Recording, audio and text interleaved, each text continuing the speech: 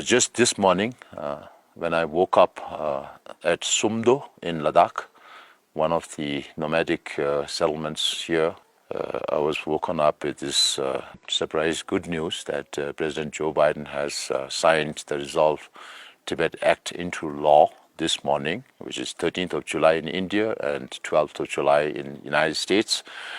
I want to take this opportunity to thank President Joe Biden for signing this into a law, and also want to thank Congressman McCall, Chairman of the Foreign Affairs Committee, and Congressman Jim McGovern for moving this in the House and getting it through the House, through the floor, through the committee, and through the floor.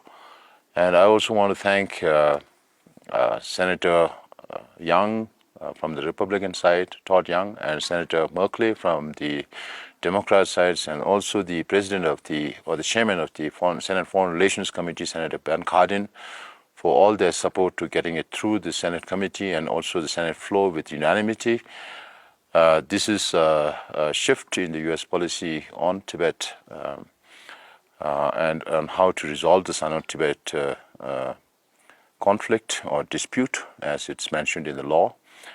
The law is important for us in the sense that U.S. is the only country that has a law on Tibet since 2002 that has been amended to U.S. Tibet Support and Policy Act of 2020. In between, there was also another law that was passed called the Reciprocal Access to Tibet Act, which is RATA Act.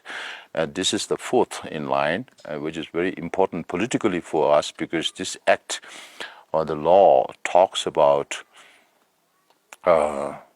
Tibet being an unresolved issue, and in future, if the Sino-Tibet dispute needs to be resolved, then it has to be resolved under the international law.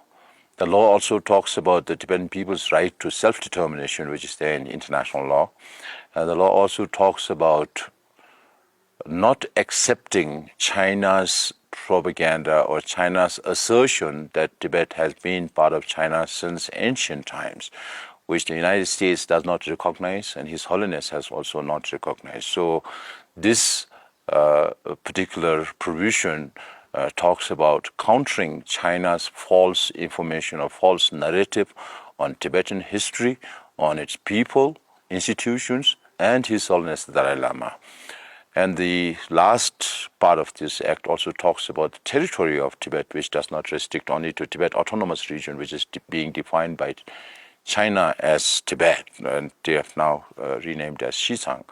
But the law says that not only Tibet Autonomous Region, but regions outside Tibet Autonomous Region like Qinghai Province, Sichuan Province, and also in Gansu and Yunnan are part of Tibet. So this is a new shift in U.S. policy on Tibet. I think it has been interpreted by, of course, understood by different watchers, China watchers and Tibet watchers in different ways. For us, it's a new tool. Now we have to start working with a lot of other like-minded countries alongside the U.S. government to convince them to take similar positions that the U.S. government has taken. I know for a fact that some of the people are quite worried or concerned about part of the statement that came out of the White House after President Biden signed it into a law that mentions about the United States' stated position of Tibet Autonomous Region and other parts of Tibet being part of China. That does not negatively impact the law, because the law is mainly to talk about the historical status of Tibet as an independent state. So I hope people will not misunderstand this. They will take it in the right spirit. It does not affect the law in any sense. Of course, there is a lot of tension between U.S.-China relations, and there are things that U.S. government has to address. Also, we have to take all those into consideration as well when we work internationally. So thank you, everybody. A lot of people have put in a lot of effort. It's not only the congressmen and women who supported the bill, both in the House and the Senate, both from the Democrat and the Republican side.